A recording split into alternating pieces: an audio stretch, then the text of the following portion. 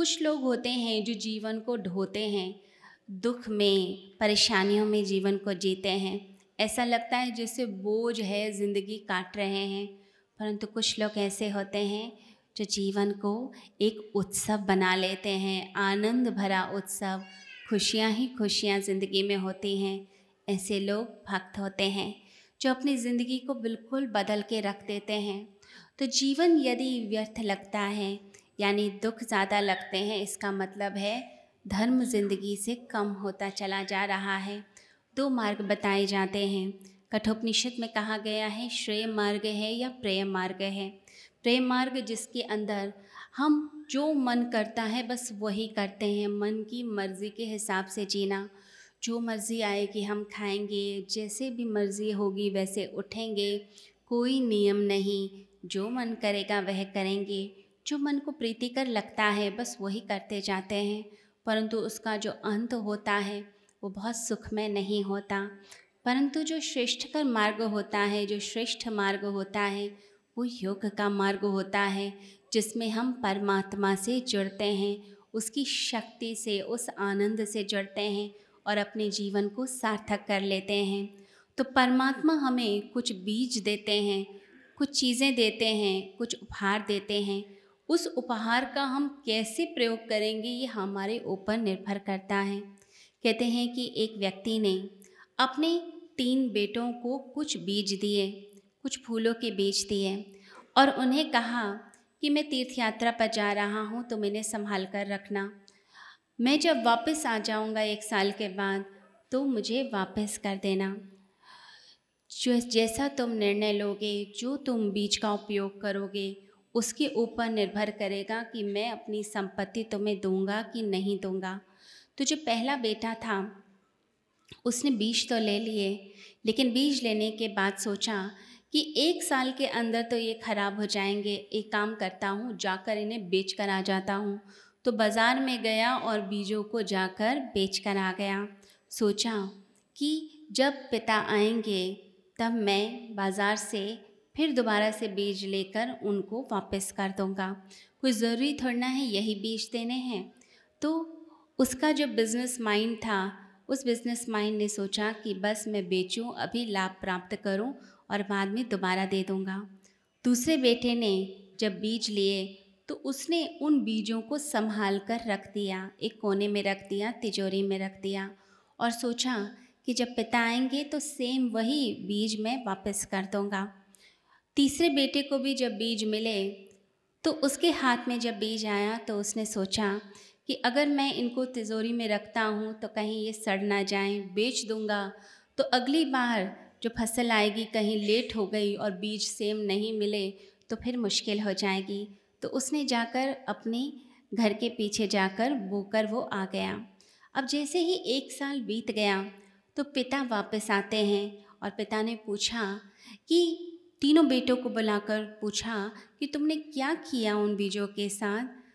तो पहले बेटे ने कहा मैं अभी लेकर आता हूँ। वो फटाफट से मार्केट गया, बाज़ार गया और जाकर उन बीजों को फिर उस शॉपकीपर से, दुकानदार से बोला कि मुझे यही बीज वापस कर दो। अब शॉपकीपर ने कहा कि वो सारे के सारे बीज तो जो तुमने दिए थे वो तो आगे किसी और ने खरीद लिए, अब जब नई फसल आएगी तब तुम्हें मिल जाएंगे, इसमें समय लगेगा, महीना 2 महीना लग सकता है। अब पहला बेटा बड़ा निराश हो गया और निराश होकर आया और पिता को सारी बात बताई। पिता ने कहा कि बीज इसलिए दिए थे कि तू जाकर इन्हें बेच कर आ जाएगा। तो दूसरे बेटे को बुलाया। दूसरे बेटे ने कहा कि मैंने तो बहुत संभाल कर रखे हैं, मैंने तो उन्हें उठाकर तिजोरी में ही रख दिया। जैसे ही तिजोरी खोलता है तो उसमें से दुर्गंध आने लगी। तो पिता ने कहा कभी भी कोई जीवित वस्तु को तिजोरी में रखता है, मृत वस्तुओं को रखा जाता है तिजोरी में। इसमें तो प्राण थे, तूने तो इनकी हत्या ही कर दी, तूने तो इन्हें मार ही दिया, सारी संभावनाओं को नष्ट करके रख दिया। अब तो राख पड़ी है, दुर्गंध आती है। जो बीज सुगंध दे सकते थे तूने तो दुर्गंध में तब्दील कर दिया, तू तो हर चीज़ का नाश ही कर देगा। तीसरे बेटे को बुलाया कि तूने क्या किया। तो जो सबसे छोटा वाला था उसने कहा आइए मैं आपको लेकर चलता हूँ और वह अपने घर के पीछे अपने पिता को लेकर गया और जैसे ही पिता घर के पीछे गए, देखते हैं कि चारों ओर फूल ही फूल खिले हुए हैं, हज़ारों हज़ारों फूल खिले हैं। पिता देखकर मुस्कुराए और बहुत आशीर्वाद दिया और कहा कि तू समझा मेरी बात को कि कैसे जो संभावनाएं होती हैं उनका कैसे उपयोग किया जाता है।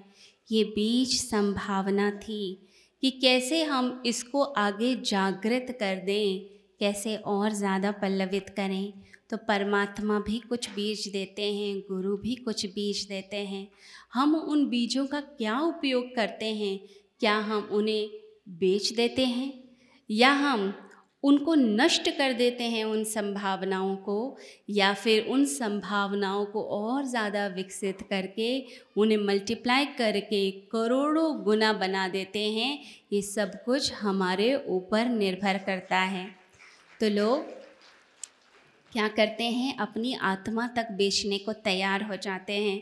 कोई पद मिल जाए, प्रतिष्ठा मिल जाए, प्रमोशन मिल जाए, नीचे वाला व्यक्ति जो है उसको कुछ भी आपको लगता है नीचे और नीचे गिराना पड़े तो चलेगा, लेकिन मैं दूसरे के सर पे जो है पैर रखकर ऊंचाई पर पहुंच जाऊं, मुझे चीज़ें प्राप्त हो जाएं, तो अधर्म करने लगते हैं चीज़ों के लिए। भूल जाते हैं कि धर्म ज़रूरी है, धर्म से ही सब चीज़ की प्राप्ति होती है।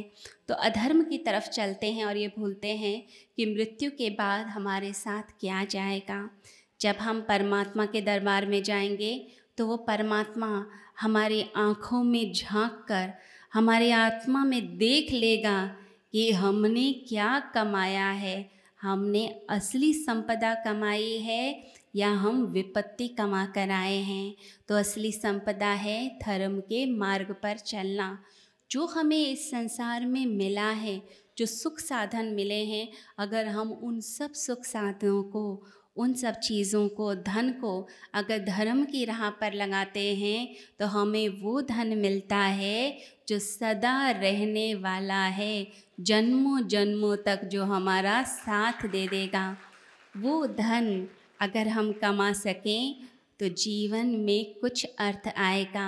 अगर जीवन में अर्थ नहीं है, जीवन व्यर्थ है, यानी धर्म नहीं है, और धर्म है तो जीवन सार्थक है, जीवन में कुछ बात है। तो अपनी ज़िंदगी में ये परिवर्तन लेकर आएँ। धर्म ही परमात्मा से जोड़ देगा, वही हमारी ज़िंदगी में खुशियाँ लाएगा। जिन लोगों की ज़िंदगी में धर्म नहीं होता, घर में धर्म नहीं होता, उनके बच्चे भी फिर आगे बिगड़ते चले जाते हैं। जो संस्कार हम सीखते हैं, चीज़ें सीखते हैं, गुरु के दरबार में सीखते हैं, वही चीज़ें फिर हम अपने बच्चों को भी देते हैं। अगर हम नहीं जुड़ते अपनी सभ्यता से, संस्कृति से, गुरु से, तो फिर हम बच्चों को आगे क्या सिखाएंगे? फिर बच्चे भी पूछते हैं जीवन तो मिल गया, अब इस जीवन का करें क्या? जीवन का उपयोग कैसे किया जा सकता है? उन्हें पता ही नहीं होता। हम जीवन दे देते हैं, बच्चे भी आ जाते हैं, लेकिन उन्हें करना क्या है? समाज के लिए, देश के लिए, इस धरती के लिए, इस ब्रह्मांड के लिए हम कैसे उपयोगी हो पाएँ, ये चीज़ भी हमें नई पीढ़ी को सिखाना बहुत ज़्यादा ज़रूरी है। नहीं तो जितने भी युवक युवतियां हैं वो भटकते चले जाएंगे। सोशल मीडिया में तो आजकल इतना कुछ आता है, बच्चे वैसे ही भटक जाते हैं, उन्हें पता ही नहीं चलता कि करना क्या है। जो कुछ भी सुनते हैं, समझते हैं, बस वही करने लगते हैं और फिर राह भटकते जाते हैं।